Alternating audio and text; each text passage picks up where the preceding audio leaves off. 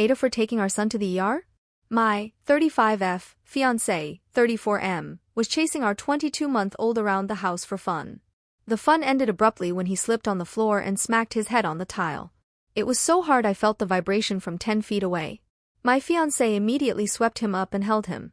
He cried for a good 15 minutes and there was a huge bloodshot lump on the back of his head. Our son is a magnet for head hitting and I've always been worried, but this time it was so hard that I felt it in my gut. Quite literally I wanted to vomit from fear and started tearing up. He seemed quite lethargic after, just kind of slammed in his father's lap and not wanting a popsicle, which are his favorite. I begged my fiancé to take him to the hospital, and when my mom chimed in agreement, my fiancé stomped up the stairs to get changed. He came down and argued that we were overreacting and he's going to spend a butt of money just for them to send him home. I told him I thought our son's pupils looked off when I shined a light and his demeanor was different, so I'd feel better knowing he's okay by professionals. He reluctantly put our son in the car and we went to the ER. Upon a couple of hours watch and some examinations, they decided that he was okay but said they totally understood why we would bring him in. The whole ride back and as we got ready for bed, my fiancé went off on me about how he was going to have to pay the bill for nothing and how he has to get up early for work with no sleep.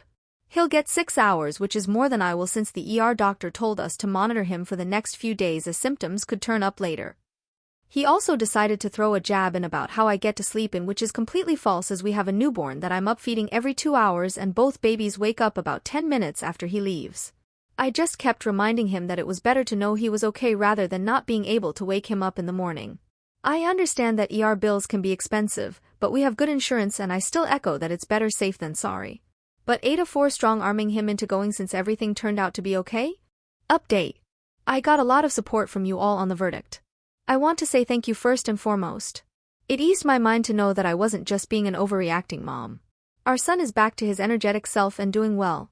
Of course he fell again when I whipped out a diaper to change him and ran from me screaming with laughter. Luckily he caught himself with his hands. I don't know what I'm going to do about this crazy kid. There were a lot of comments saying my fiancé is a red flag, and I can understand from that one scenario that he seemed to be at the time a big dick to say the least. I wanted to reiterate that he's actually a really great father. He's been stressing about money because of the new baby and working 6 days a week, beaten by the elements and doing heavy-duty labor.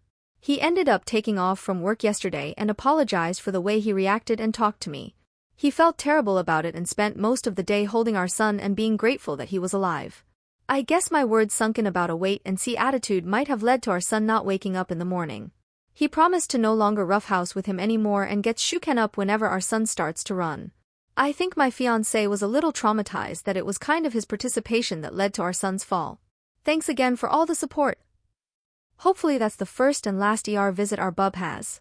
With his high energy, I'll be crossing all of my fingers with hopefulness.